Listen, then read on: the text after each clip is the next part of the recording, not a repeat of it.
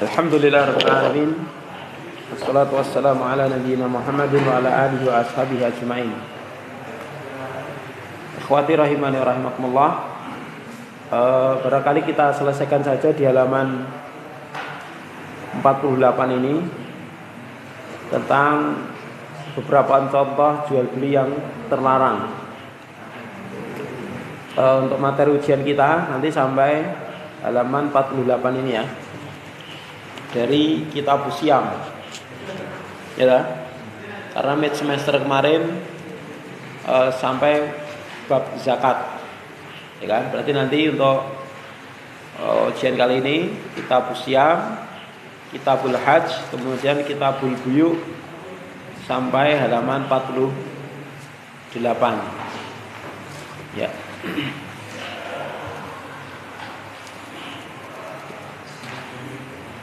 Kita Siam kemarin belum diujikan lah. Sudah ya? Oh ya sudah ya. Ya. Kemarin sampai puasa sunnah ya.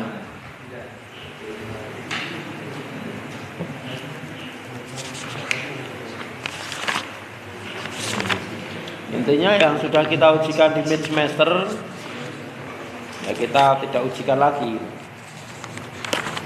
Kita anggap cukup.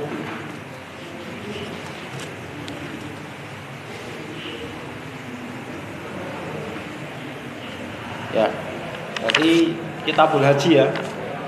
Dari kitabul haji sampai kitabul buyu. Dan zakat sudah, siam sudah. Jadi kitabul haji sampai kitabul buyu di halaman 48. Jadi bab bai'il usul wa thimar ini tidak masuk. Apalagi khiyar ini tidak masuk juga. Karena kitabul buyu termasuk masih banyak ini pembahasannya.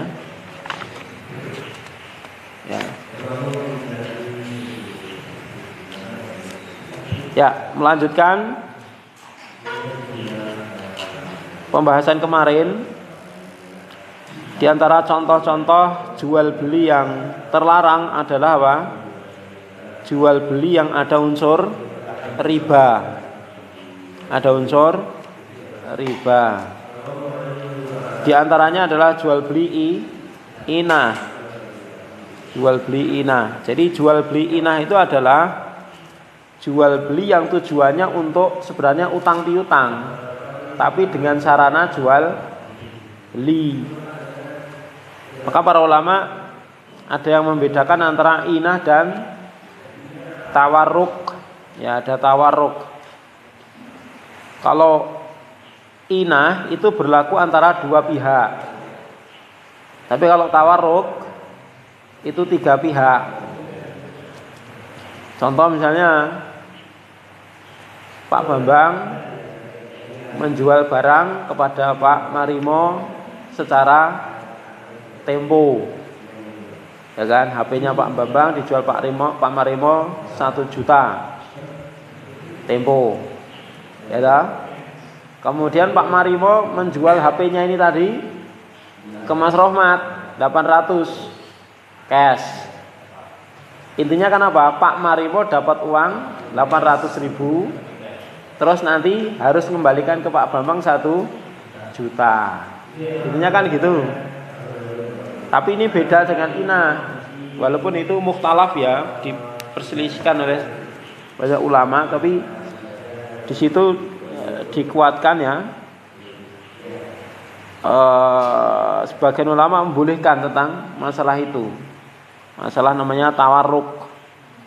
Seperti kalau ulama sekarang Syekh Fauzan itu membolehkan masalah tawarruk ya.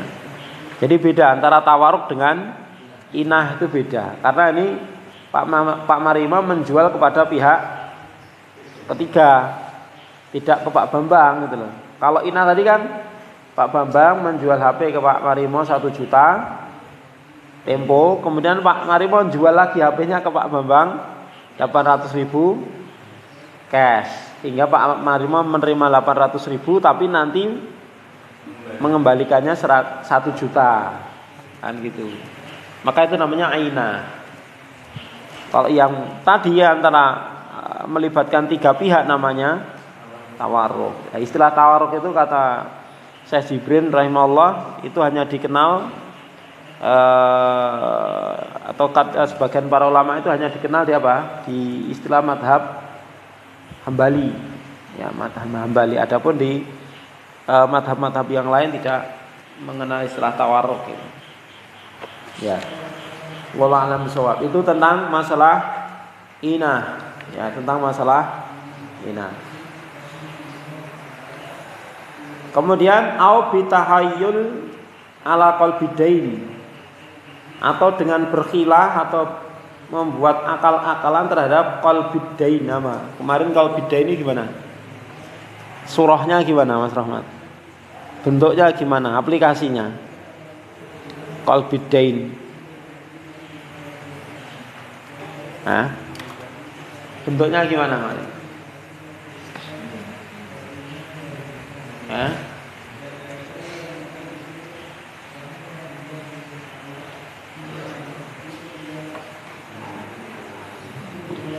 Surahnya gimana? Bentuknya itu au bitahayyul ala qalbidain, atau dengan cara apa itu qalbi itu kan merubah bentuk hutang, tapi dengan transaksi jual beli, ya kan? Dengan transaksi jual beli yang intinya itu nanti apa? Jumlahnya pinjaman itu menjadi bertambah gitu. Mesti seperti itu surahnya. Karena yang berhutang belum mampu melunasi, maka diakal-akali dengan apa? Dengan jual beli. Ya, dengan jual beli. Ya, ini saya punya barang, kamu jual dengan harga sekian untuk melunasi hutangku. Nah, hutang yang pertama selesai, tapi kan dia punya hutang untuk membayar barang yang kedua dengan harga yang lebih mahal, ya kan? Misalnya tadi Pak Buddha ini contohnya gini, Pak Bambang sama Pak Marimo, ya ini kita buat contoh ini biar lebih jelas gitu ya. Tok men apa lakon nih, ada lakon ini. Jadi Pak Marimo berhutang pada Pak Bambang 1 juta. Jatuh tempo Pak Marimo belum bisa bayar. Ya. Jatuh tempo belum bisa bayar. Maka caranya Pak Bambang punya HP, ya kan? Punya HP. Nah, maka HP ini saya punya barang, dan memang Pak Bambang nggak butuh HP itu, ya. Nggak butuh HP itu. Ini tolong dijual, ya, dijual. Nah, tapi konsekuensinya HP ini dibeli dulu sama Pak Marimo, ya kan? Dibeli sama Pak Marimo dengan harga lebih tinggi gitu kan. Ini saya punya apa itu, atau lebih murah atau lebih tinggi itu.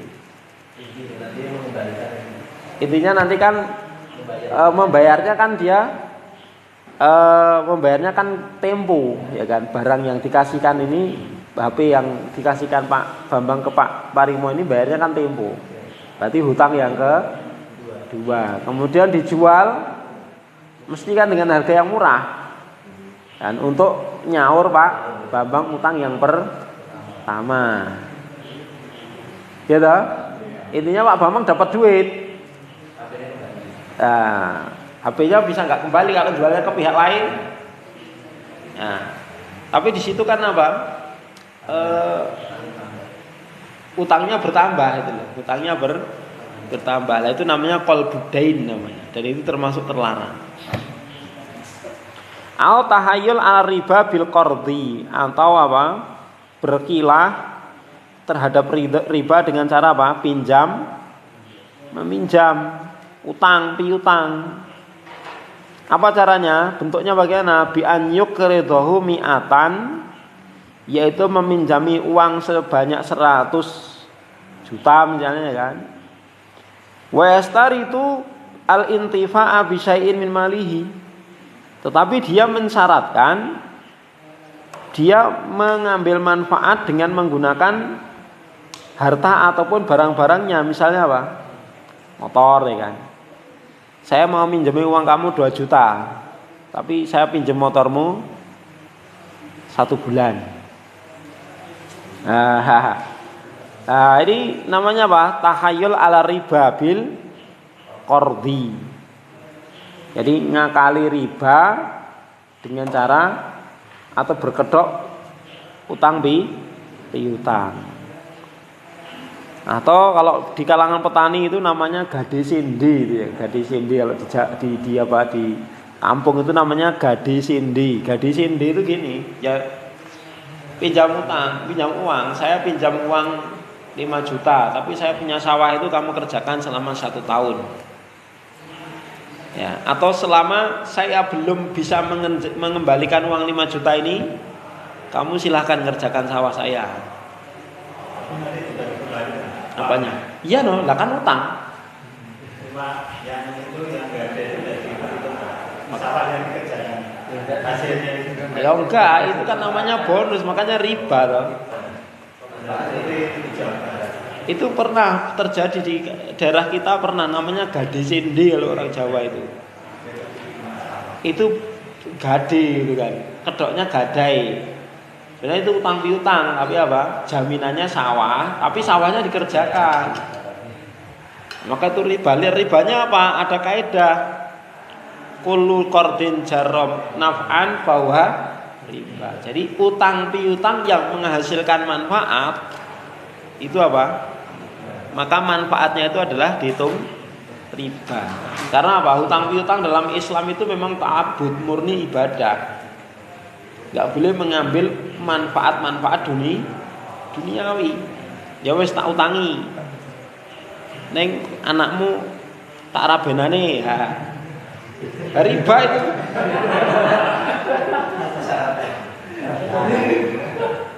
Jadi riba itu ya kan.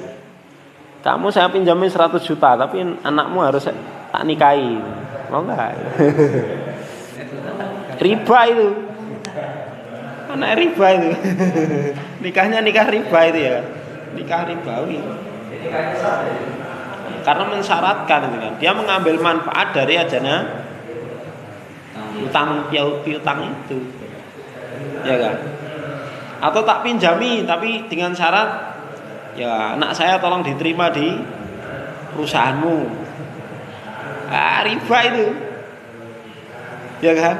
Misalnya perusahaannya mau pelit, mau bangkrut gitu ya. Terus dia punya orang kaya ya kan. Nah, perusahaan minjem duit sama dia 1 miliar, 2 miliar. Oke, saya pinjami. Tapi ini adik keluarga saya tolong diterima jadi karyawan. Ini riba namanya. Ya kan? Ini termasuk riba. Kenapa? Kaidahnya kullu qardin jara naf'an bahwa riba. Motor, paling banyak motor, ada yang HP juga. Motor, HP, mobil, kendaraan ada. Karena manfaatnya banyak dan ya banyak orang membutuhkan. Dan orang mikirnya gini, daripada uangnya juga meneng ya kan ya. Nah di situ orang mikirnya nggak riba itu kan nggak nganaknya duit, saya cuma minjemin, terus saya juga minjem motornya gitu kan, sama-sama pinjem. Nah kan saya minjemin dia minjemin saya, kok nggak boleh gimana itu loh. Nah, jadi misalnya dia nggak minjem uang, saya minjem motornya dia, kalau dia ridho boleh nggak? Boleh. Ya gitu tuh alasannya. Nah, boleh. Tapi karena di sini kan ada unsur apa? Utang piutang gitu kan. Maka karena dikaitkan dengan utang piutang itu, maka jadi nggak boleh. Ya. Maka karena itu ada manfaat lain yang dihasilkan karena apa? Sebab utang piutang. Ya. Yang gimana? Itu surahnya gimana ini? Saya belum pulang gade kan. Nek di pemerintah yang apa itu, yang konvensional itu biasanya jelas riba, biasanya pakai bunga pakai bunga itu langsung sekian persen gitu. Cuman jaminannya itu benda gitu ya. Kalau di bank konvensional kan jaminannya sertifikat, BPKB itu ya. Kalau di Gadian itu kan jaminannya benda gitu. Kalau misalkan beli mobil, ya. Kok boten jenengan mawon? Misalnya saya beli mobil. Oh, lah iya, contohnya saya saja. Ya, ya. Beliau nggak punya uang untuk mencukupi itu. Dia pinjam Pak Marimo. Misalkan dari mobilnya depan ini dihargai 20 juta. Tapi Pak Bambang ngangsur sekian bulan.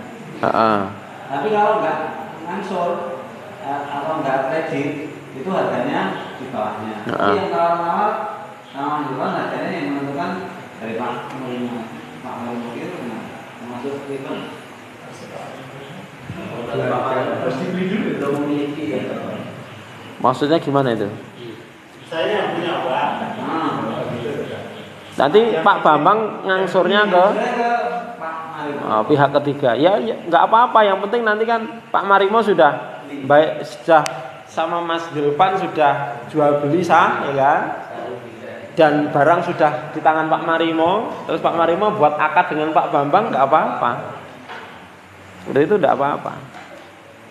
Yang salah itu kalau gini, Pak Bambang langsung transaksi sama Mas Zulfan, kemudian yang membayar Pak Marimo, terus barang langsung serahkan Pak Bambang, terus Pak Bambang ngangsurnya ke Pak Marimo. Lah itu leasing namanya gitu. Leasing. Nah itu nggak boleh. Lah ya. Tapi kalau misalnya apa? Barang sudah menjadi miliknya Pak Marimo, ya kan? Sudah dibayar Mas Zulfan, barang sudah kopet sudah serah terima ke Pak Marimo, terus baru Pak Marimo membuat akad dengan Pak Bambang dengan cara apa? Misalnya dari Mas Zulfan 20 juta, beliau menjual ke Pak Bambang 25 juta tempo, nggak apa-apa. Ya kan? Itu enggak apa-apa. Pak Bambang tadi langsung ngambilnya dari Mas Zulfan ya? Ya nggak boleh. Nggak boleh. Kan transaksinya Pak Bambang kan dengan Pak Marimo, maksudnya bukan ke sana, bukan Mas Zulfan. Itu loh masalahnya gitu. Maksudnya terus kita bayar. Ya kan harus serah terima dengan yang membeli dulu. Terus Pak Bambang akadnya dengan Pak Marimo, serah terimanya dengan Pak Marimo. Serah terimanya. Jadi misalnya berarti motornya mobilnya menggokan itu nggak boleh. Ya harus pindah tempat dulu. Harus pindah tempat ke tempat pemilik. Ya harus pindah tempat ke tempatnya pemilik. Baru pembeli yang kedua transaksi dengan pemilik yang kedua. Seperti itu.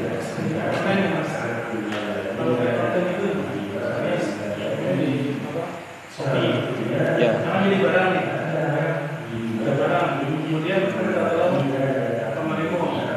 Kemudian transaksi ke Shopee. Nah dari Shopee langsung diambil barang dari anak boleh. Tapi antum cuman wakalah toh itu, wakalah kan nggak apa-apa. Artinya antum nggak jual beli sama Pak Marimo loh. Nah antum cuma minta tolong sama Pak Marimo, Pak, aku ramu dengan internet itu kok no ini ibarat. Maksudnya nanti tadi Pak Marimo Ya nggak apa-apa, wakalah diutangi sisan kan ya apa ini. Wis nukoke ngutangi kan nggak apa-apa. Nah tapi nek mengambil keuntungan lah baru itu. Ketika utang piutang nggak boleh ngambil untung. Intinya kaidahnya gitu. Jadi kan Pak Marimo, tolong aku ditukokke sepatu. Aku sangat seneng bal-balan gitu. Tukokke sepatu harganya 100.000 di Shopee gitu kan. Pak Marimo bayar 100.000 saya kirim ke tempatnya Pak Bambang.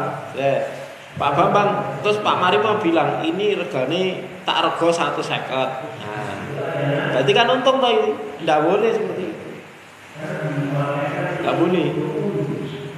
Kalau seperti itu harus Pak Marimo beli dulu ke Shopee, ya, barangnya di Pak Marimo dulu sudah dipegang, sudah dikopet, sudah diterima ya. Baru nanti Pak Bambang ke Pak Marimo. Lah ini mbok dol piro? 150 mbok angsur ya entuk. Enggak apa-apa kayak gitu. Tapi surah yang pertama tadi kan surahnya itu apa? Minta tolong plus ngutangi duite. Aku pengen sepatuku ini ngrandi duit. Ning pengen tuku ning Shopee aku ndelok-ndelok regane murah. Tulung tukono terus utangono sisan. Itu langsung dikirim ke Pak Bambang, enggak apa-apa. Tapi dengan syarat Pak Marimo enggak boleh ngambil untung. Karena itu utang piutang enggak boleh ada untungnya. Jelas ya? Seumpama itu ada sebagian untuk bahkan untuk pengiriman itu.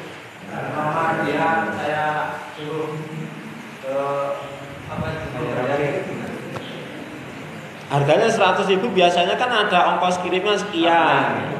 Ya itu kan menjadi apa? Menjadi itu termasuk kan yang sebenarnya aslinya kan yang beli itu Pak Bambang. Cuman jenengan ngukokne terus plus ngutangi. Jadi kan misalnya kan tambah ongkos kirimnya berapa ya nanti yang nanggung Pak Bambang. Intinya jenengan mengeluarkan berapa? 115 nanti Pak Bambang yang bayar 115. Enggak boleh 120 enggak boleh. 5.000 riba itu. Jelas ya? Karena itu transaksinya korot. Korot itu pinjam meminjam. Misalnya Pak Bambang, aku butuh barang ini, kok nol, itu terus misalnya di Shopee 100.000. Oke, aku 150. Nanti tak kirim ke tempat jadi dari Shopee langsung. Tidak boleh. Dari Shopee itu harus dipegang dulu, harus kopet dulu, harus serah terima dulu dengan pihak pertama. Kalau seperti itu kan, itu nanti kan syaratnya apa kan? Menjual barang yang bukan miliknya. Itu loh, itu tidak boleh. Jadi syaratnya barang itu harus dia kopet, kita kopet dulu, serah terima.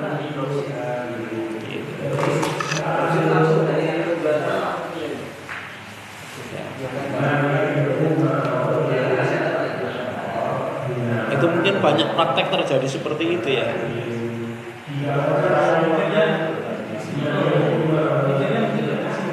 Iya, cuman kan syar'inya tidak dilihat. Syar'inya tidak dilihat. Jelas ya, karena syaratnya kan harus serah terima dulu. Terus takobun serah terima. Pindah tempat ke tempatnya yang. Jadi takobun itu serah terima itu kan barang itu berpindah kepada pihak pembeli pertama. Baru nanti apa? Penjual pertama ngirim ke penjual kedua.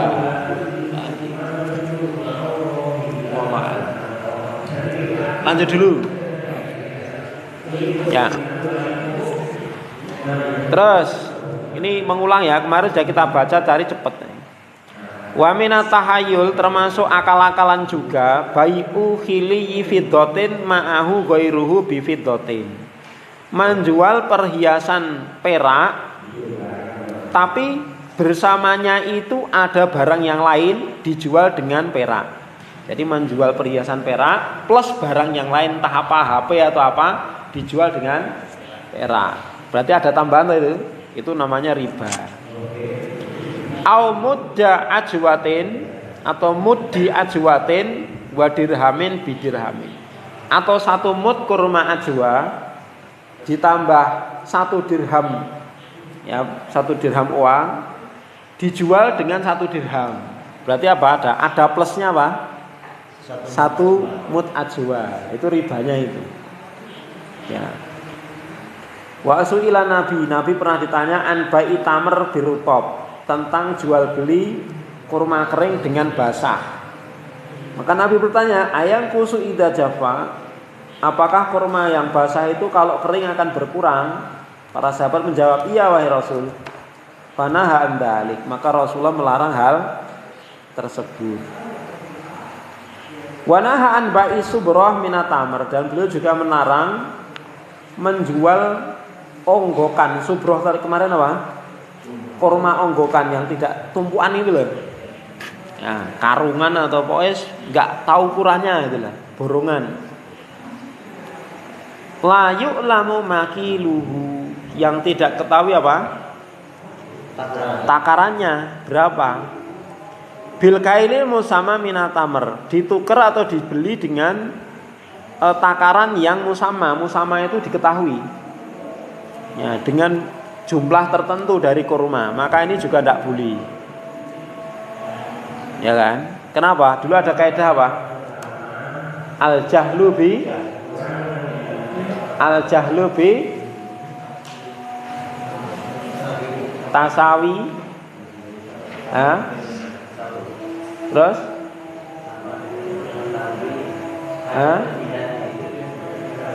Kal ilmi bitafaduli.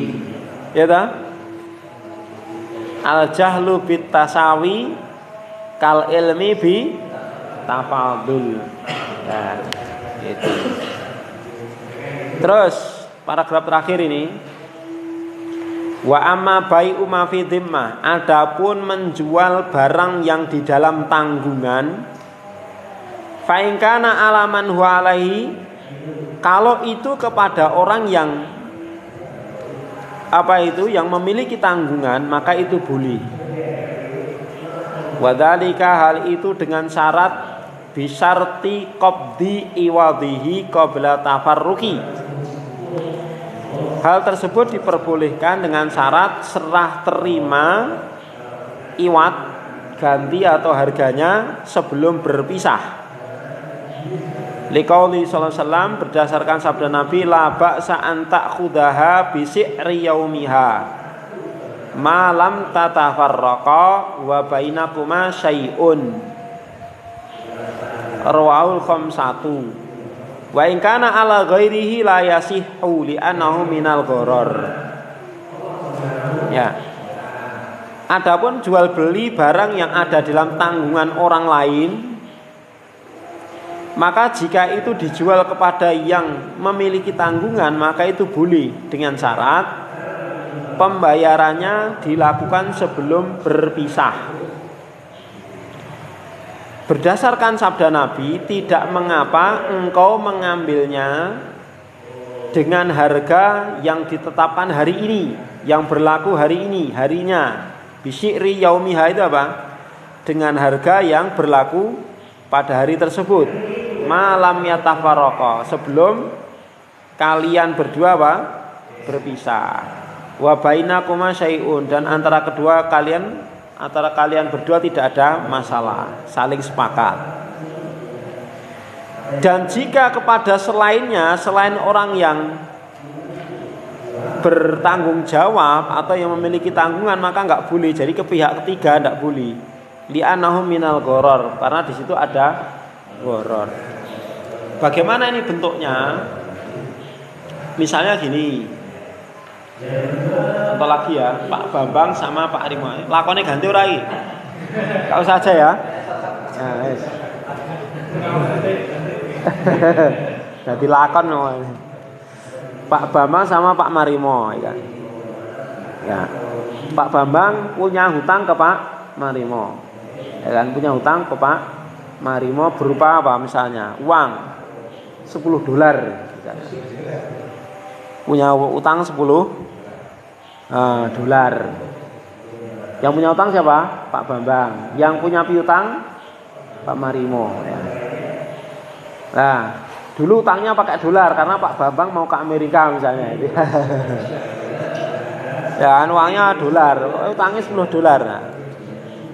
Nah, sekarang mungkin dolar naik itu kan, dolar naik. Dolarku bayaran semene rupiah ya, tukar rupiah nggak apa-apa, ya kan? Itu namanya apa? Menjual dolar dengan rupiah. Itu tidak mengapa. Yang penting apa? Pak Marimo jualnya ke Pak Bambang. Pak Bambang, ini $10 yang kamu pinjam ini aja, jenengan bayar. Sekarang berapa dolar itu? 15.000 ya. Berarti 150.000 Pak. Rasah nek jenengan jualan di dolar apa-apa, yang penting pun niku 150.000 hari ini. Boleh, dengan syarat apa? Bayarnya sekarang sebelum pisah. Boleh. Ya kan? Boleh, seperti itu boleh. Dibayar dengan bentuk yang lain. Syaratnya apa? Sebelum berpisah. Tapi kalau sudah pisah, yo ning sesuk yo 150. Enggak boleh. Itu namanya apa? Utang dengan utang itu enggak boleh. Transaksi hutang, bayarnya hutang, enggak boleh. Contoh misalnya gini, Pak Maro punya HP, tapi HP-nya masih dibawa saudaranya. Saya punya HP gini, mau tak jual Pak Marimo. Tapi pinten Pak?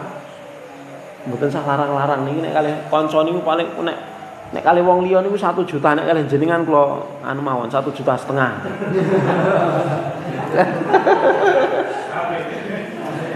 Lah kan mergo kanca. Kudune karo kanca iki diokehi lah. Masa malah. Ini kalih wong liya 1 juta, Pak. Ning kalih jenengan nggih kanca apik niku lho dol 1,5 juta mawon. Nggih, enggak apa-apa. Speknya gimana? Ini lho fotonya enten iki. Nah. Ini speknya apik nih. Nggih, enggak apa-apa ning nggih. Duite sesuk nggih. Sisan jenenge HP-ne ndak boleh. Jadi itu namanya apa? Hutang dengan hutang. Transaksi hutang dengan hutang ndak boleh. Ya. Paham itu? Kan HP-nya belum ada, kan masih hutang berarti. Transaksinya berlaku sudah nggih, deal ya, deal. Berarti kan Pak Bambang enggak boleh menjual HP-nya ke pihak lain. Nah, tapi berarti kan utang HP ke Pak Marimo. Pak Marimo juga belum bayar. Tapi kalau misalnya deal, langsung tak bayar, HP-nya besok nggak apa-apa. Kan salah satu cash yang salah satu utang nggak apa-apa. Jelas ya? Atau HP-nya duluan, uangnya besok nggak apa-apa.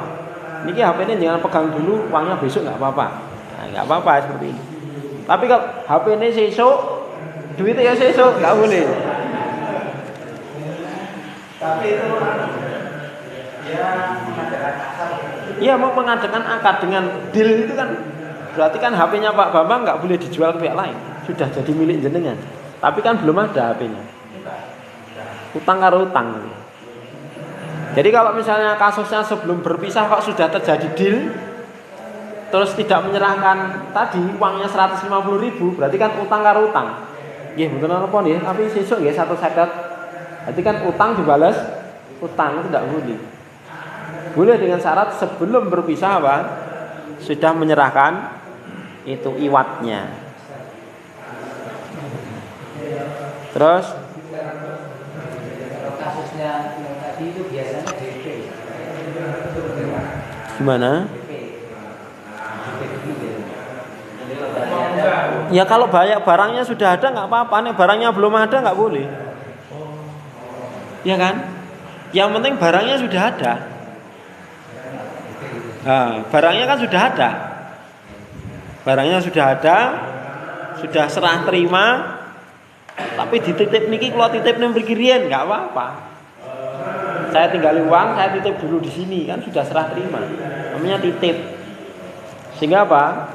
Yang menjual itu sudah lepas, ini bukan milik saya gitu kan. Jelas ya? Jadi kalau jualan modal gambar itu nggak boleh. Gimana? Saya punya barang, tapi dalam bentuk gambar. Saya ini namanya dari Mas Bukan. Ya.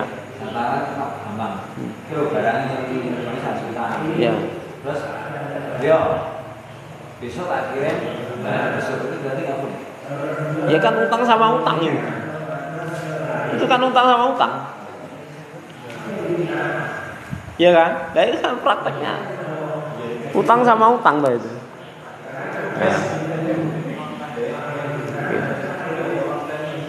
Jelas. Kan utang sama utang itu nah. Kan saya mau saat kan saat kemarin beli susu ke saya, yang jualan susu kan bapak saya. Jadi kemudian malamnya saat Mas besok saya susu 1 kerdus gitu kan. Gitu. Terus anak kan lomba susunya, anak tinggalnya di sini, bapak saya di Karanganyar. Susunya anak baru ngambil ke Karanganyar. sorenya baru ngasih saat atau dibayar itu masuk kayak gitu kan? Pesen dulu. Oh iya, gitu. Barangnya bukan punya saya, itu punya bapak saya gitu. Jadi saya ngambilin karangnya dulu. Kalau ke sini baru dibayar di sini. Ya kalau bisa ketika itu juga langsung dibayar. Nah, termasuk WA itu kan berpisahnya, kalau kata Ustadz Irwandi itu ketika HP mati itu berpisah.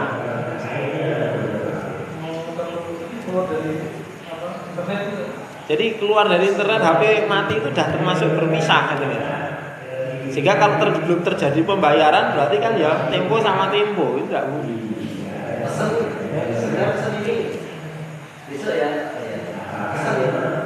Berarti tidak terjadi transaksi jual beli itu. Transaksinya berarti pas ketemunya. Nah, kalau pas akadnya pas ketemu itu kan beda lagi. Artinya kan si pemilik barang masih berkesempatan untuk menjual ke pihak lain. Ya kan? Itu beda. Nek COD itu kan rata-rata itu sudah deal itu. Sehingga nggak mau pihak apa itu barangnya kan dikembalikan, nggak mau. Rata-rata suruh bayar. Ya kan? Wah. Kaidahnya pokoknya itu. Jadi nggak boleh utang dengan utang. Itu namanya apa? Kali bil kali. Nanti antum buka internet, jual beli kali bil kali itu. Utang dengan utang. Nah, adapun jika dijual ke pihak lain tidak boleh. Contoh, misalnya apa? Pak Marimo butuh duit tadi ke ya, Pak Bambang belum punya. Yang punya Sator Cahya punya. Aku duwe piutang $10 Pak Bambang. Ini kan dolar mundak jan tekan 15.000 wis bayaran 14.000 tadi Pak 140.000. Nah, ning niku nagih yang Pak Bambang. Nah, itu tidak boleh. Kenapa? Itu ada gorornya. Karena apa? Ibaratnya menjual barang yang belum nyata. Ya kan? Barang yang belum nyata.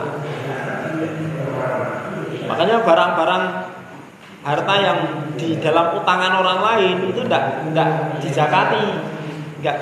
Kenapa? Walaupun dia sudah nisab, sudah haul, tapi ada di utang orang itu loh. Nah, itu tidak dizakati. Kan sudah kita bahas ya. Itu tidak wajib zakat karena apa? Dia tidak memegang jelas kembali atau enggak gitu loh. Nah, gitu. Kan masih ada kemungkinan itu tidak kembali. Maka syaratnya zakat kan barangnya betul-betul sudah dimiliki sempurna. Tamamul milki itu kan. Syaratnya gitu. Sudah menjadi miliknya secara sempurna. Ya, sampai sini ikhwah.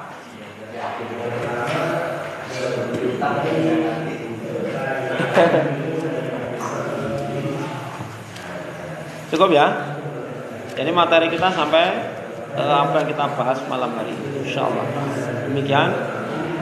Wallahu a'lam bishawab. Shallallahu alaihi Muhammad. Alhamdulillahirabbil alamin. Assalamualaikum warahmatullahi wabarakatuh.